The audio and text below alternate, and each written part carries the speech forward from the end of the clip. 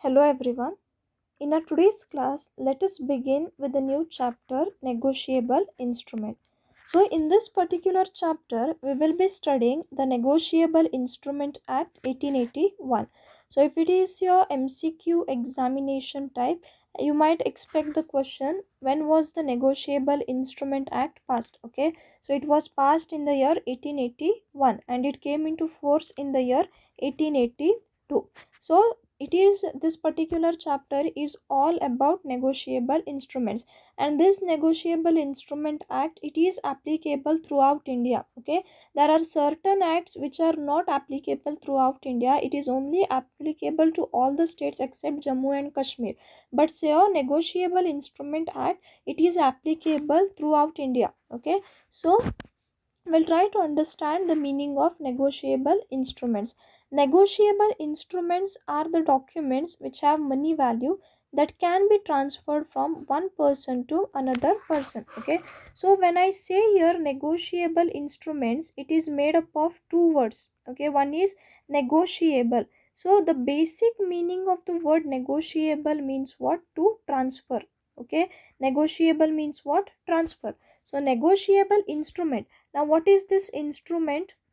So if instrument is nothing but a paper. Okay, instrument is something or a piece of paper or any written document creating a right in favor of some person. Okay, so it might be any document. So what is important over here? The document should be in writing over here. Okay, so what is negotiable instrument? We'll go to the meaning again. So negotiable instruments are the documents which have money value that can be transferred from one person to another person. So we'll see it in detail. We'll see the features. So free and infinite transfer. A negotiable instrument may be transferred any number of times by delivery or by endorsement and delivery. Okay, so this is very important over here. Delivery or by endorsement and delivery. Okay, so this is one word only, endorsement and delivery. So we'll see what is this. What is given over here? Your negotiable instrument, it is transfer, it can be transferred n number of times. Okay, so you can transfer it to anybody. So let's understand which are these negotiable instruments as per your act. Okay, as per negotiable instrument act, only three negotiable instruments are mentioned. Okay, so which are those? That is your promissory note,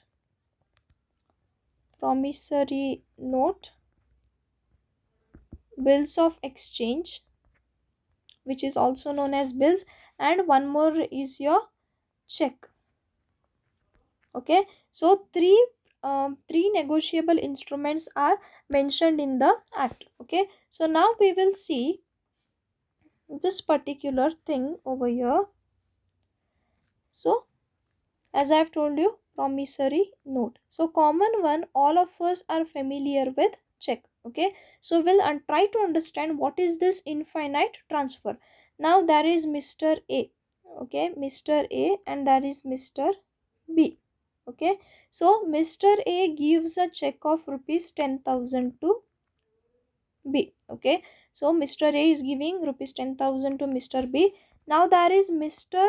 C. Okay, now suppose Mr. B has taken money from Mr. C. C will ask Mr. B to return his 10,000 rupees. Okay, so what B will say, I am not having cash with me, but I have a check with me. So you please take this check and go to the bank and encash it. Okay, so that is what negotiable. So the check was given by A to B. Now what is B doing? B is transferring this check to Mr. C. Okay, transferring or negotiating. So that is your that itself is your negotiable instrument. Okay, so why it is an instrument? Because check is generally a document or a paper. Okay, so now Mr. C need not go to the bank. If Mr. C has to pay to Mr. Z, okay, at that time Mr. C can issue the same check to Mr. Z also, and Mr. Z to somebody else up to the maturity of this particular check. Okay, so what is the maturity period of check? It is 3 months. So up to 3 months, this particular check which was issued by Mr. A to Mr. B, it can be circulated or it can be transferred to any number of people. Okay, n number of people, but up to 3 months only. Okay, so here here in the slide you had seen that it is transferred by delivery. Okay, delivery we will study in checks. Okay, what bearer in, suppose if it is a bearer instrument. Okay, suppose if nobody's name is mentioned or if it is written pay the bearer, at that time you can transfer the negotiable instrument just by giving it to that person. Okay, if this check was just a bearer instrument, okay, pay the bearer if it was mentioned, at that time b can give it to C without mentioning anything. Okay, suppose if it is a order instrument, suppose if Mr. B's name was written on the check, and if Mr. B want to give that check to C, at that time it must be done by endorsement. Okay, so endorsement is nothing but this endorsement. Okay, endorsement is what? It is nothing but signing on the back of the instrument. Okay, so in this example, if B want to give the check to C, B has to make the endorsement, that is he has to sign on the behind. Okay, he has to sign on the back side of the check, and then he can give to C. Okay, now C, if he wants to give it to Mr. Z, at that time what must C do? He must sign at the back of the instrument and then give it to Mr. D or Z or anybody. Okay, so that is your negotiable instrument. You can transfer the negotiable instrument any number of times you want. Okay, but before the maturity date. Okay, so that is the first feature of your negotiable instrument. So endorsement, you have a separate topic in this chapter, no need to worry, we will see there how endorsement is done and all. Okay, so next point, transferee who has received the instrument in good faith will have better title. Okay, so generally what happens, your promissory note. Okay, I will write here as PN, promissory note.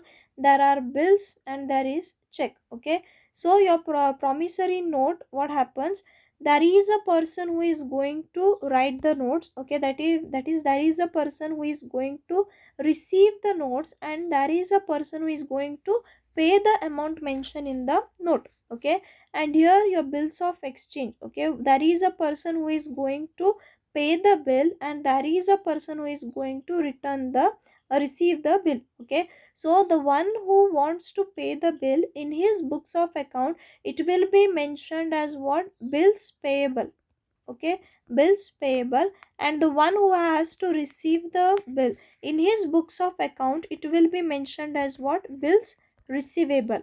Okay, as I have already told you. Okay, your bills of exchange or your promissory note or your check, so either it might be a bearer one or it might be a order one. Bearer means what? The one who has the check, he will be the owner of the check. Okay, if it is mentioned in the check, they pay the bearer rupees 10,000. Okay, at that time it means what? Whoever is the bearer. Okay, now suppose I issued a check to a person. Okay, I issued a check, just a minute over here.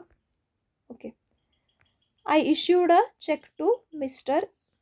A. Okay, say Mr. A is my student over here. I issued a check of rupees 5,000. Okay, now here in the check it is mentioned that pay the bearer. Okay, pay the bearer. So who is the bearer over here? Whoever has this particular check will become the bearer. I did not mention the name of Mr. A. I just mentioned that pay the bearer rupees 5,000. Okay. Now Mr. A took the check. Maybe he lost the check somewhere on the way to his bank or somewhere. So now Mr. X got this particular check.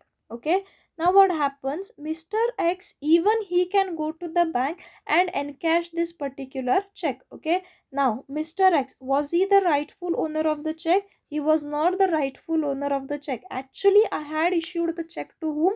To Mr. A. So Mr. A had the good title of this check. Okay, so generally what it is said, that transferee who has received the check. Okay, transferor is the one who is giving the check or any other negotiable instrument. Transferee is the one who is receiving. Okay, so transferee who has received the instrument in good faith will have better title.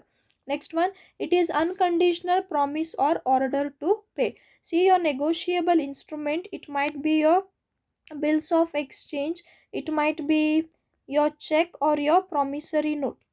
Okay, or your promissory note, all the three must be unconditional. That is, in your check or in your promissory note or in your bill of exchange, you should not mention any kind of conditions. Okay, say for example, again let's take the example of Mr. A only. I cannot mention in the check I'll pay Mr. A rupees 5,000 only if he attends LPB classes. Okay, now here I am putting a condition, that is, if Mr. A sits LPB class, I will pay him 5,000. If he is not sitting, I won't pay him 5,000.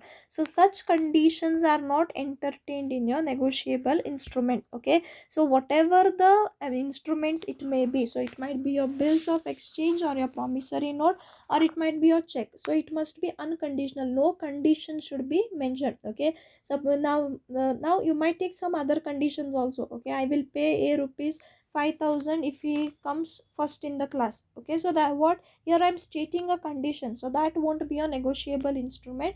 Negotiable instrument must be what? It must be unconditional. Next one, amount must be certain. Okay, amount must be certain means what? Amount must be stated clearly in the promissory note, bill of exchange, and in your check. Okay, now suppose if I am paying a, if I am giving a check to somebody. Okay, now suppose there is a person called as Mr. Y. Okay, so now I want to issue a check to Mr. Y, and in the check I am writing pay Mr. Y about rupees 3,000. Okay, so I will not mention the exact amount, I will write about rupees 3,000. Now what will the banker understand about rupees 3,000? Will he understand anything? No. Okay, so I have to be clear in what amount I am mentioning. I have to mention clearly pay Mr. A rupees 3,000 or 3,200, 3,001 rupees. So I have to mention it very clearly. So in your negotiable instruments, it must be stated very clearly. Next one, presumption. So validity of negotiable instruments is based on certain presumption or conditions. Okay, so there are certain conditions for your negotiable instruments. First one is your consideration. In exchange for some value, every negotiable instrument is presumed to be made, drawn, accepted, endorsed, or transferred for consideration. Okay, so here whatever the words are there, drawn, accepted, endorsed, transferred, and all, we will study in the further classes. Okay, so generally what happens, your bills of exchange, promissory notes, and your checks, these are used for the purpose of business. Okay, so there is a consideration, or there is a presumption made that in this particular negotiable instrument act, when you are issuing a promissory note, when you are issuing a check or a bill of exchange, there has been some sort of trade between two parties. Okay, only at that time you are issuing, so that is the condition over here. Okay, next one, specific date of payment. So each and every negotiable instrument, that is your PBC short form. Okay, PBC, P for promissory note, bill of exchange, and check. So each of these instruments have their own maturity date. Okay, so your checks, for example, 3 months is the maturity date. So generally whatever the date is mentioned on the check, from that date 3 months are to be considered. So here there is a presumption made that there is a specific date of payment. Okay, so you cannot write incomplete check, say 29/6 and dash. So what is this dash over here? You are not writing the year, that is not right. Okay, so you have to mention the date, and it is presumed that it is within the date of maturity only. Then time of transfer, every transfer of negotiable instrument is presumed to have been made before its maturity. Okay, again the same thing is given over here. So whatever the transfer you are making, it might be a promissory note, it might be a bill of exchange or check. Okay, so it is assumed that you are making the transfer, you are transferring the negotiable instrument within that period of time only. Suppose if you transfer a check after 3 months, that is after maturity, at that time this check won't be a valid one. Okay, it will be considered as a stale check. Okay, it will be considered as a stale check. So this everything we will study in detail in our further classes. So there are two types of negotiable instrument. Okay, one is negotiable instrument by statute. Okay, so statute means what? Section 13. Which section? Section 13 of Negotiable Instrument Act mentions only three kinds. Okay, namely promissory note, bill of exchange, and check. Okay, so as per the Negotiable Instrument Acts, only three negotiable instruments are there. In this chapter we are going to study these three these three negotiable instruments in detail. Okay, so promissory note, you can note it down over there in the bracket. You write section 4, bill of exchange section 5, and check section 6. Okay, so in the section 13 of the Negotiable Instrument Act, the types of instruments are mentioned. So in that, in section number 4, promissory note is mentioned, section number 5, bill of exchange, and section number 6, check is mentioned. Okay, so these things, it is very easy if you remember in this format: P, B, and C, 4, 5, and 6. Okay, so in the MCQ they might ask, okay, which section deals with promissory note. So you have, if you find the answer as if you find MCQ, okay, as section number 4, so you have to take this option. Okay, so you, as per the given guidelines, you can do it.